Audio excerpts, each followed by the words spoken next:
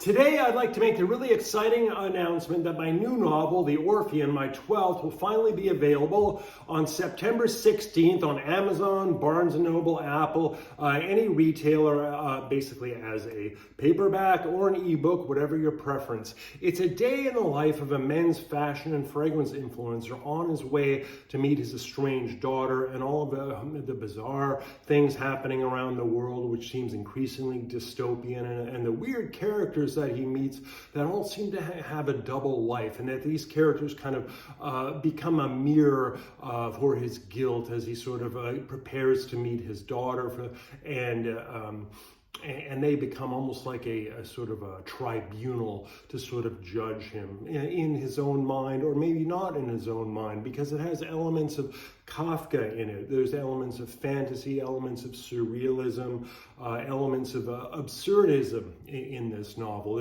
Basically, this quest for meaning in relationship with his daughter. Is he guilty? Is he not guilty? Is this character, say, the blocker in chief who he meets? Is this character real? Who is he?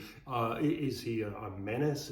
Is he a good person? He doesn't really know. He also meets a character who seems to be like an Atlantic City card dealer, but then claims to be his guardian angel, and that he was a former police officer following him around on the streets and knew that he was guilty of something. But then, of course, the guy's lying. He's not his guardian angel at all, but then he vanishes.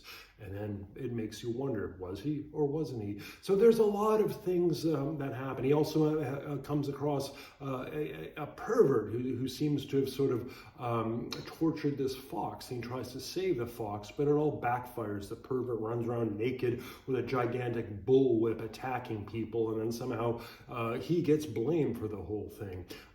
So it's very Kafkaesque, and it's all about trying to understand relationship in a world that's increasingly dystopian, increasingly absurd.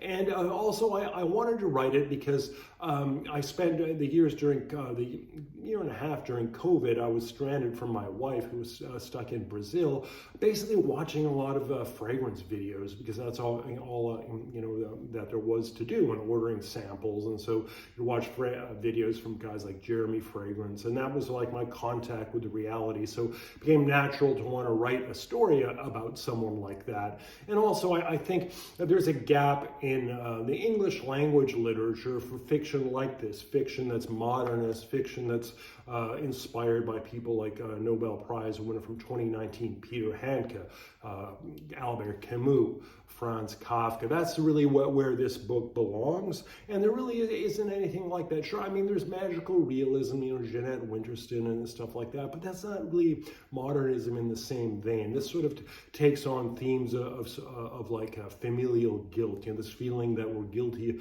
of something that we didn't really even do, or we didn't even know that we committed some crime, but other people think that we did.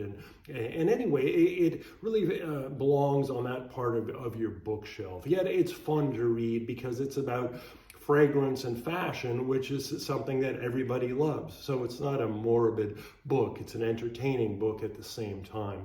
So I really strongly encourage, if you've like my other books, I think this is my best, and maybe even better than The Narcissist, which is my most popular with 25,000 copies sold.